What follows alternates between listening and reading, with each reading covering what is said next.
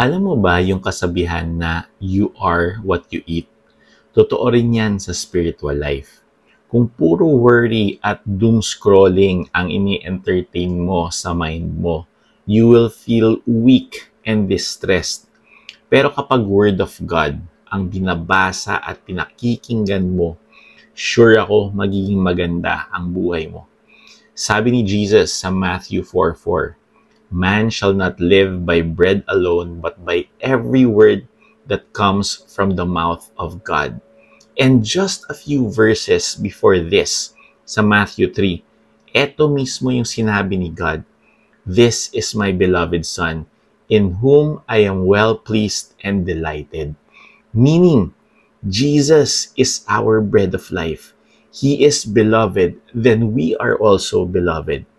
At kung ang mga binabasa mo at pinakikinggan mo is about Jesus and the good news, sure na magle-level up lagi ang buhay mo.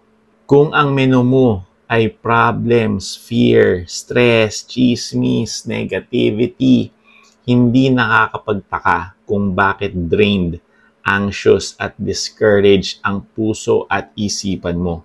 Pero kapag ang daily meal mo ay promises ni God, love ni Jesus, scriptures, worship, preaching, devotion, nag-iiba ang buong pagkatao mo. Lalo kang nabibless. Sabi sa Joshua 1:8, meditate on the word and then you will make your way prosperous and have good success.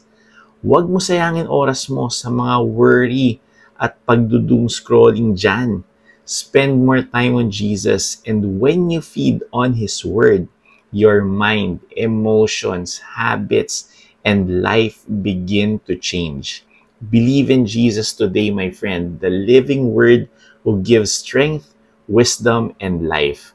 Declare this with faith. I feed on God's Word, and I will walk in strength, peace, and success. Blessed to be a blessing. God bless.